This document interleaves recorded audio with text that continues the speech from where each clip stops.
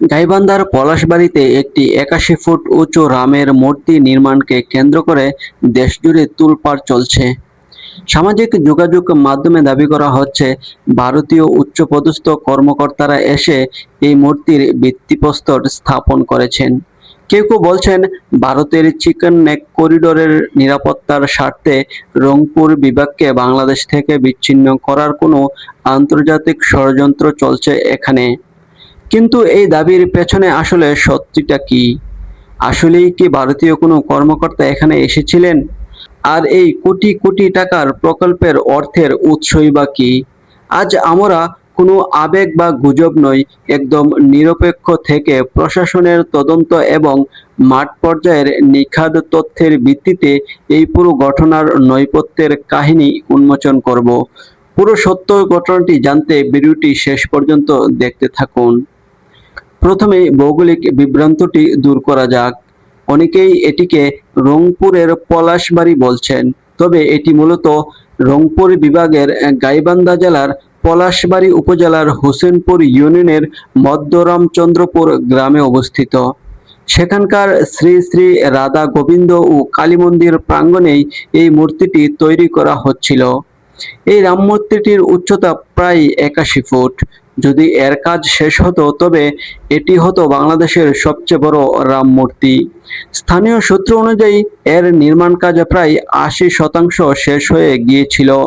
কিন্তু বিশাল এই মূর্তির আকার, এর অর্থের উৎস এবং স্থানীয় ধর্মীয় ভারসাম্য নিয়ে প্রশ্ন তুলে স্থানীয় বিভিন্ন সংগঠন ও ইমাম উলামা পরিষদ।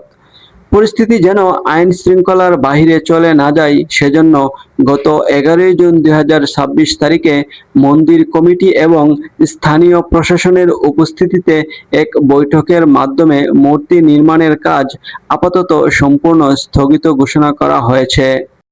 ভিডিওর এই অংশটি সবচেয়ে গুরুত্বপূর্ণ। স্থানীয় মানুষের মনে প্রশ্ন জেগেছে, একটি প্রত্যন্ত গ্রামের সাধারণ মন্দিরে একের পর এক এত বিশাল বিশাল এবং কোটি কোটি টাকার মূর্তি প্রজেক্ট কিভাবে হচ্ছে?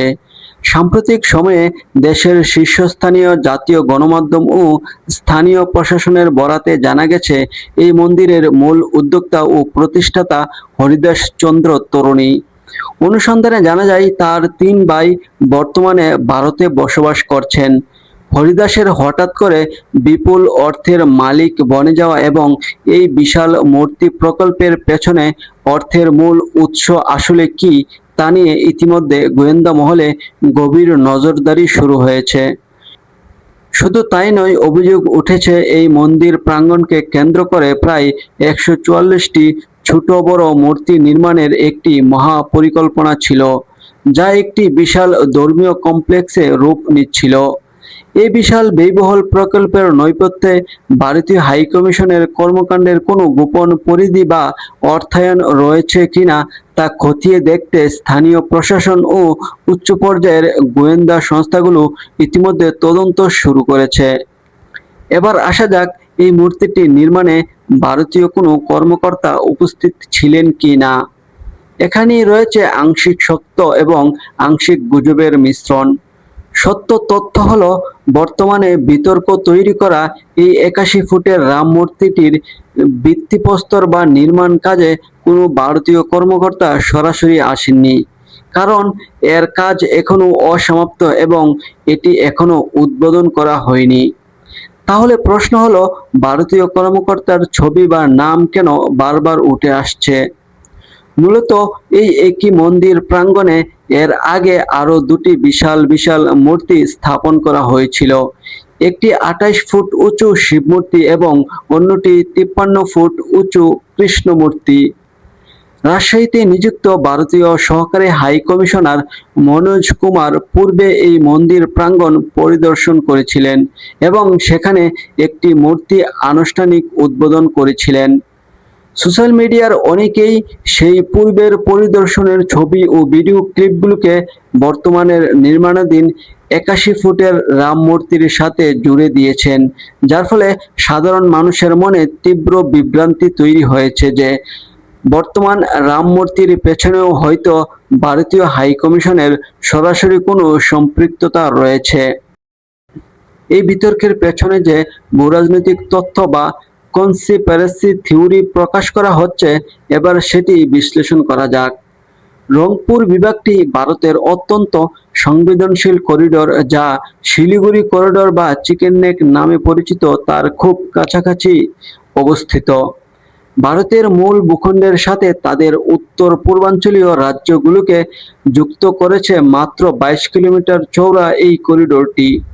প্রতিরক্ষার দিক থেকে ভারতের জন্য এই চিকেন নেক অত্যন্ত দুর্বল একটি জায়গা।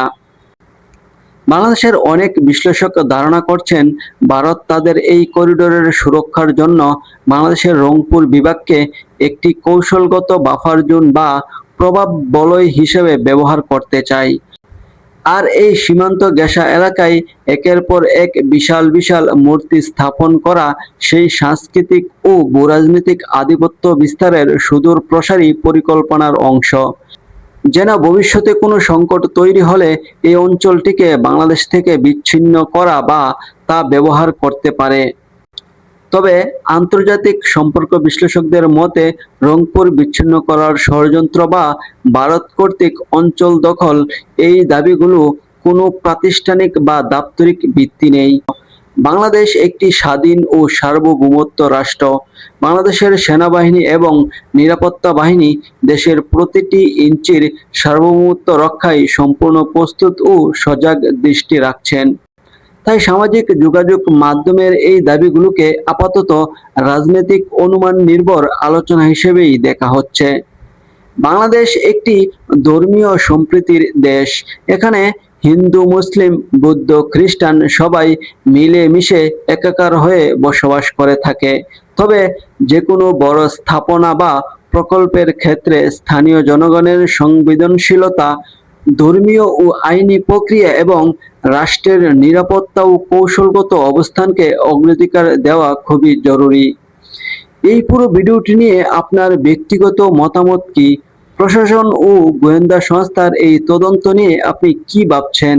কমেন্ট বক্সে আপনার মতামত জানাতে ভুলবেন না। ভিডিওটি তথ্যবহুল মনে হলে লাইক দিন এবং বন্ধুদের সাথে সত্যটি জানাতে শেয়ার করুন। দেখা হবে পরের ভিডিওতে। সবাইকে ধন্যবাদ।